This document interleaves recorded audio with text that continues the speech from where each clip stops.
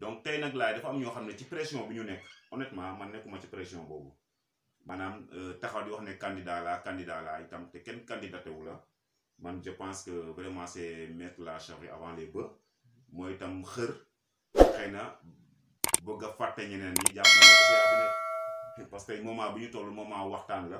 pour trouver les meilleurs profils ñan ñoo yor profil yi nga xam ne franchement bu ñu leen honnêtement bu ñu leen joxee commune bi dinañ ko mun a doxal en collaboration avec équipe municipale bi nga xam ne moom lañ fiy samp donc pour tontu réellement sa question bi mooy man mun naa ne Simon tey candidat naturel la à la mairie bu nekkee tey man dama bëgg a continuer di dox xam nga nit ci lu mu nekk rek laay dafa nekk ci loo xam ne da ngay viser di ci dox di avancer tey su nekkee ne nekk naa conseiller municipal nekk premier adjoint au maire de la commune de Nguéniène bu nekkee ne la may dox pour yokkute la mooy dama jàpp ne tey candidat maire laa mun a ne loolu c'est naturel du lu may proclamer wala lu may déclarer wala lu ma bëgg wala lu ma bëggul mais naturel bi mooy ku ma fekkate ci terrain bi moom ñëpp dañ koy wax sax kii moom candidat naturel la wala candidat la maintenant nag maa ngi waxtaan sama biir njaboot am na ay ambition maa ngi waxtaan ak ñi ma àndal au delà de l'APR maa ngi waxtaan ak ñeneen leader ak yeneen responsable yoo xam ne bëgg na ànd ak ñoom ci liggéey boobu et que buñ ma defee confiance aussi jiital ma incha allahu rabbi dinaa jiitu porter candidature boobu. waaw comme ni nga ko waxee ni yaakaar naa kii naka parti boo gis bëri na ñi nga xamante ne léeg-léeg dañuy xëccoo ku nekk bëgg na doon li bëgg na doon lii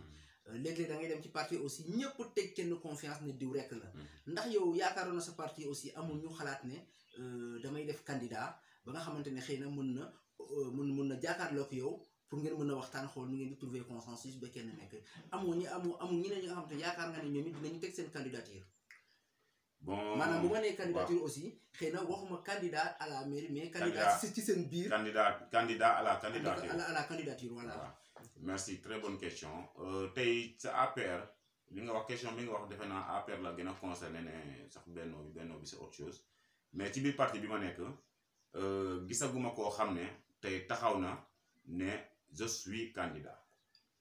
mais nit ñi danañ def démarche yoo xam ne da nga naan kii bëgg na nekk candidat man mii la ma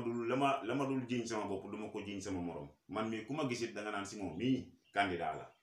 xëy na ci sama doxalin wala je sais pas nit ñi ku nekk am na lecture booy def pour mu ne kii moom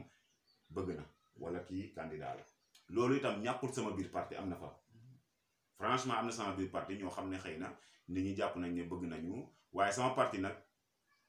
Alliance pour la République la tudd on est des républicains et que benn constance lañ am son excellence le président Macky Sall et il a donné vraiment la ligne de conduite mooy que moom ci boppam taxaw na wax ci biir parti bi ak ci biti parti bi ne sama njaboot dama leen joxe instruction pour ñu ànd et que loolu laa joxe comme ligne de conduite man ci ligne de conduite boobu laa inspiré te jàpp naa ne APR yépp danañ ànd incha allah bu soobee yàlla. waaw kon am na fa nga xamante ne duñ ci mën a sori parce que bu fekkoon ne candidat la am na lu bëri luñ ko mënoon a laaj mais comme moom wax dëgg neex yàlla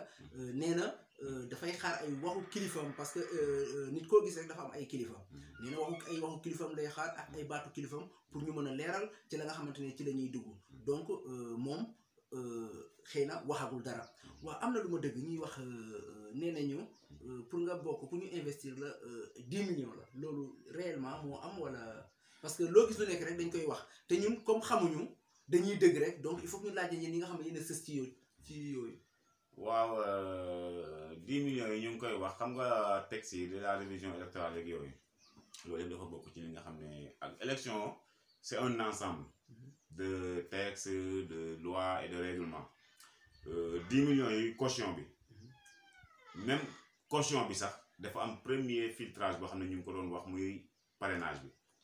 et que tey caution boobu nga wax laay lu nit ñi waxtaane la ba tënku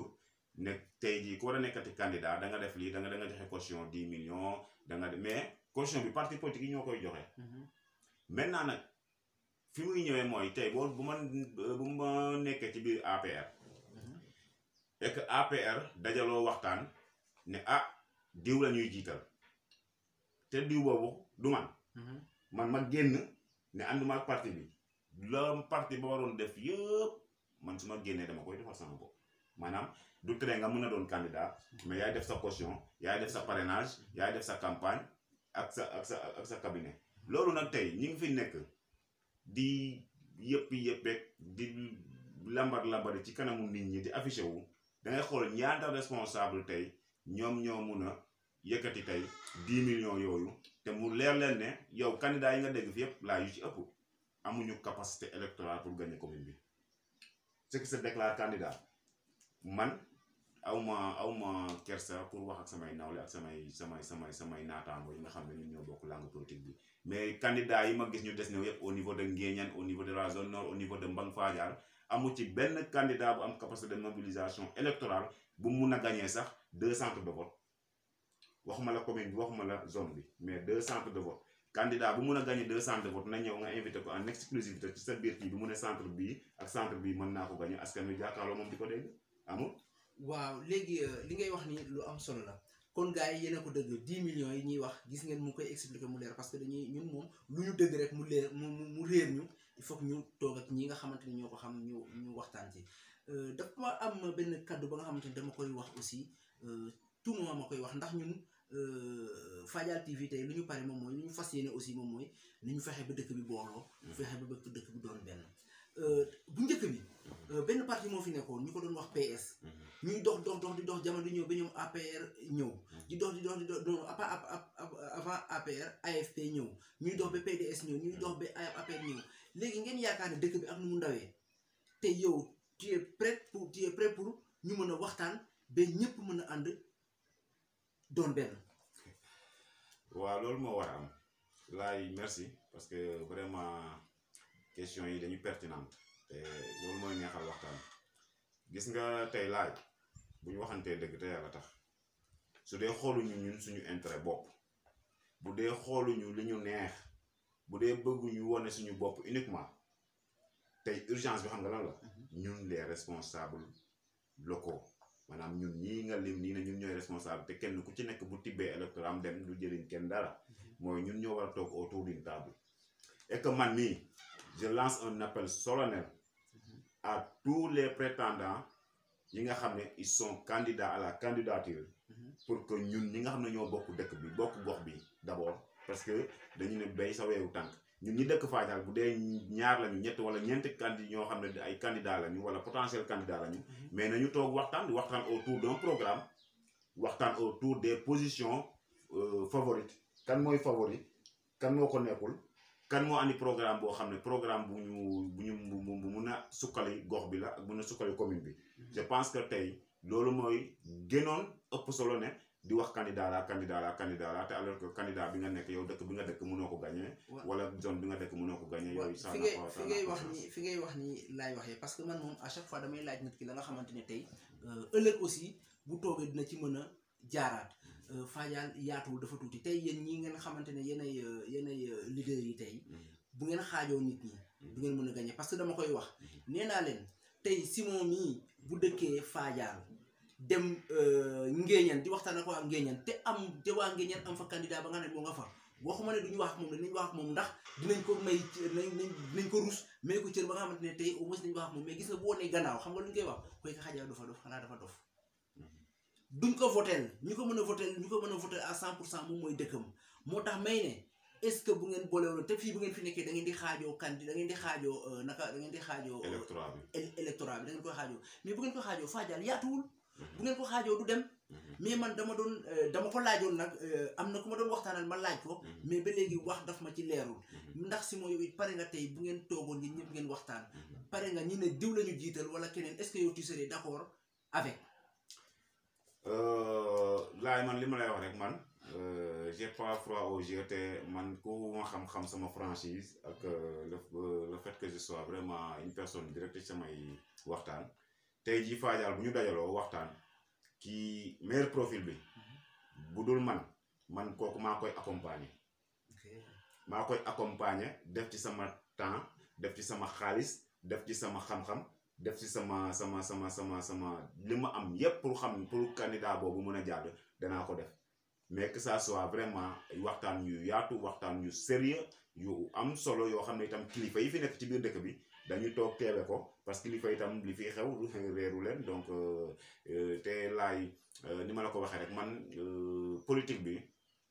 dafa am façon bu ñu koy defee ñun defuñu politique boo xam ne dañuy nekk fii ñëw ñun non gis nga laay nguur yàlla rek a dul jeex nguur yàlla moom kese moo dul jeex man bi dafa am benn anecdote boo xam ne bëgg naa la ko nettali keroog ba ñu defee élection poste Ousmane Tanor Dieng ba ñu fal ma premier adjoint au maire bi ma ñëwee jël si service dugg sama bureau dama am chance su deuxième adjoint au maire bi keroog moo ma installé ki nekkoon deuxième adjoint au maire ci Ousmane Tanor Dieng moo ma installé bu ma installé woo sama bureau ba toog mu tijji buntu bi génn sama xel yàlla da koo yóbbu ci ne kii di génn kat moo fi doon toog sama xel tam daw ci nekkoon man dinaa fi génn ma toog fi ma toog ñaan yàlla ne yàlla na suma fiy génn naa bu ma jàkkaarloo askan wi xool leen ci biir bët kon nag ku fi mun di ne ak foo mun di ne ak foo mun di feet ak loo mun di occupé bàyyi sa xel si yàlla moom rek moo am nguur moo koy joxe te moo yor nguur gi dul jeex te nguur gu mu fi joxe day jeex kon nag damay interpellé waat ñi fi ne ñu bañ a doxe fitna bañ a maanaam pouvoir bañ leen na passionné ba ñu gëlëm waxtaan bi nag yéen ñii en tant que acteur tey yow bi nga xam ne yaa yor organe de presse bi dañ ci am rôle bu am solo boo xam ne dañ ko ci war a mën a jouer kilifa diine yi kilifa aada yi nekk ci biir dëkk bi dafa am rôle bu ñu ci war a jouer te que maa ngi leen di ñaan di leen di interpeller ñu jóg taxaw loolu ndax loolu intérêt dëkk bi la intérêt gox bi la intérêt commune bi la que nit ñi ànd booloo doon benn te it jàppale kenn ki nga xam ne jàpp nañ ne vraiment yaakaar bi ñu am ci moom bu ko yàlla joxee commune bi dina ko doxal ba mu mucc ay waaw li ngay wax noonu lu am solo la ndax man li may wax rek mooy nit ñi fu ñu mën a toll rek nañu booloo ndax réeroo amul ñàkk waxtaan moom mooy am nañu toll jamono yi nga xam ne ku nekk xëy na day jàpp lu mu jàpp yaakaar ne xëy na li muy wax moo gën wala li may def moom moo gën fekk bu ngeen booloo yéen ñëpp li ngeen di def ak li ngeen di wax moom mooy gën léeg-léeg aussi réeroo dafay am ci maanaam yow di nga jàpp te fekk li nga jàpp ak li ma jàpp yëpp benn la mais kenn déglul sa morom ba ñu mën a ànd te fii nag faajaal la koo xoos nga sa bopp deret bu fi tuuru jàppal ne bu dul sa yaram sax sa deret la li may wax moom mooy dégg naa sa wax sànq kuñ fi mën a teg ka nga xamante ne tey jiite na yow pare nga pour jàppale ko xëy na nag man je ferai le tour dinaa waxtaan ak ñëpp te nee naa leen ñun lu ñu bëgg rek moom mooy dëkk bi doon benn ñun ñëpp ñuy ànd ñu doon benn waaw bu ñu jógee ci loolu parce que boo gisee soñu ma ci wax ji moom mooy ba léegi sa candidature leerul parce que naroon naa dugg ci say projet mais comme boobu ba léegi yaa ngi toog di xaar say kilifa léegi nag lu may wax mooy Fadial dafa bëri lu fi yàqu ñu koy seetaan te yow maire nga xëy na am na damay ne am na la nga xam ne boo ko gisee balaa muy jóg ci kaw war nga cee mën a taxaw marché Fadial bi dafa yaatu woon trop posé waat naa ko question ci sama kii naka invité bi jàll dinaa la ko posé waat question yow en tant que maire ndax maa ngi doon waxtaan ak Madi mi nga xamante ne moom moo yoroon wàllu démonial yaakaar naa waxtaan naa ak moom dugg naa ci cadre boobu te dama ciy dugg ak yow ci cadre boobu keneen ku may jote aussi dinaa ci dugg ak moom marché bi ñun bu ñu boo fàttali ko marché bi yaatu woon na trop te marché baa ngi ndaw la mu waral marché bi di wàññeeku nii waaw li waroon marché bi comme li nga wax ñun ñi ñëpp maa ngi fàttaliku marché Fadial bi muy tijji ñu defoon ko jour talaata ñu nekkoon ay élèves voilà ñu nekkoon ay élèves duma la dagg ndax xëy na yaa ngi politique man politiquewu ma man nag dinaa leen waxaat yi ñëpp ngeen dëgg man je suis apolitique ànduma ak APR ànduma ak PS ànduma ak nu mu tëy sax ak PDS ànduma ak APR ànduma ak kenn sama liggéey rek laay def waxtaan rek la ne waxtaan rek lay doon mën naa waxtaan ak kii tey mu mer bañ ci yaakaar ne man ak moom xëy na noonoo moo nekk suñu diggante ñu wax ne waaw Ablaye kat dafa merloo kii dem waxtaan ak keneen wax ja neex ku nekk ak xolam ku nekk ak aussi ñu ngay tontoo ku may waxal boo meree it jàppal ne yow yaa mer mais yéen nag ngir yàlla ak yonante bi dama leen di ñaan je ne suis pas politicien Fadial laa fi nekkal ñëpp laa fi nekkal nee naa leen dinaa jaar ci politiciens yi dinaa jaar ci imam yi jaar ci catéchiste yi ma jaar ci naka ci béykat yi jaar ci chef de village yi ñëpp laay jaar muy góor muy jigéen ñëpp dinaa leen interroger ñu toog ñu waxtaan pour rien que pour mën a defar Fadial marché fi nga dugg noonu man ak yow ñoo bokkoon banc école yaakaar naa avant dernière banc bi lañ doon toog man ak yow jour bu ñuy tijji marché ba métti woon na trop ci man keroog marché boobu fàttali ko keroog lañ ma doon tànd par dañoo tardé bi ma waxoon ne monsieur ba xaw ma mooy loolu jeex na keroog ubbite marché boobu duma ko fàtte mukk dóor nañ ma ci dóor dañ may tànd par carte ba tànd dóor ma dóor yu métti mu toogaat na ko lu ñu dóoraat ma acca kañ dem loolu moom ubbite marché Fadial moom duñ ko mës a fàtte te yaakaar naa marché bi ñaari yoon la ubbi merci voilà ñu dem donc comme ni nga ko waxee boobu dafa fekk ñu nekk ay gone nekkoon école primaire comme ni nga ko waxee aussi di partager table banc bi vraiment aussi marché bi pour ma ñëw ci question bi rek bañ a développer ci école bi mooy que marché bi effectivement laay boo xoolee dimension yi ñun ba marché bi di tëj ñu nekk fi ay gone doon fi jàng daan nañ fekk marché ba foo xam ne xëy na fekkatuñ ko fa tey mais nag loolu yëpp laay ci administration bi ñi nga xam ne ñoo fi nekkoon di gérer suuf si dafa am côté boo xam ne kenn jaayul marché bi ci koo xam ne administrateur nga fii du conseiller du maire du keneen li ñu grignoté ci marché bi bi mu demee ba doxatul ña nga xam ne joxe nañ seeni tool pour def marché bi ñoom xëy na ñoo am loo xam ne ñëwaat nañ kecceet ko ci boobu jamono boobu nag comme ñun yow déjà bu ñuy wax ay élèves lañu woon déjà xam nga yàgg na ñun ba ma ñëwee li ñu njëkk a def pour sécuriser marché Fadial xam nga lan la mooy dañuy dem conseil municipal délibéré marché bi délibération marché bi copie baa ngi na la ci sama document yi maanaam dañ ko natt ak géomètre ba fi mu yem ku fa duggati 1 centimètre carré di nga génn ndax buur jox na ko waa Fadial yi te dañ ko tuddee marché de Fadial kon am tey portion ba fa nekk des fa ala kulliyaal dëkk bi ñoo mën a toogaat ne dañu bëgg ñu désaffecté ko de affecté waat ko def ko leneen mais marché la ci administration marché la ci pour dëkk nga baal ma dagg ma la fa mais marché bi boo fa rombee dafa mel ni man fi borne marché yi nekkoon bu njëkk bu fekkee sama bët may na ma lu leer wala lu ma fàttewul daa mel ni gis naa fa ñu fay ñu ay tabax ya nga xamante daa mel ni ci biir marché bi la bokk wala bokkul ci marché bi waa am na bu dee fondation bi far parce que marché bi li ma ci gis loo xam ne dugg na ci mooy fondation yu bees yi ñi nga xam ne ñu ngi fare côté atelier yi ma fay gis yëpp dafa mel ni côté ñagu baa Ibou Diaw waaw yooyu man mii ma arrêté woon travaux yi mu amoon si jafe-jafe yu bari nag parce que marché bi sësutoon ci côté ñoom léemu demoon na ba si ñoom léemu ba sës fa marché bi xaw ma fi mu yemoon net nag mais xam naa ne am na occupation yoo xam ne daal occupation yu jàpp mu ma jàpp ne ci biir marché bi la nekkoon avant ñu koy délibéré dernière délibération bi maintenant ñun bi ñu ñëwee toog laay li ma njëkk a def mooy dama dem mu ne enquête dem seeti les anciens conseillers ruraux yi fi nekkoon parce que nee naa la commune bi yàggul ñi fi nekkoon kilifa ki yoroon xam nga marché bi ñu ko nattee bik lañ ko nattee woon plan bi jëluñu woon géomètre boobu yàgg na quoi bik lañ jëloon def mesure yeeg yooyu amul woon aussi benn papier boo xam ne amoon na valeur juridique boo doon mën a tax aussi nga déloger ñooñu maanaam ñoom dañoo joxe seen toolu papa yi ba pare te wëlbatiku ñu def kayit ne joxe nañ ko kon ñoom buñ ko jëlaatee nga nekk fi di yéeg am buñ ci amee luñ ci keccet parce que jëlaatuñ ko sax mais am na loo nga xam ne li ngay wax ne atelier yeeg yooyu man jàpp naa ne foofu moom ca marché ba la bokk comme ni nga ko jàppee parce que ñun ñëpp a fowadoo fii nekk ay xale mais loolu bañ koy def itam ñun ñii ñëwaguñu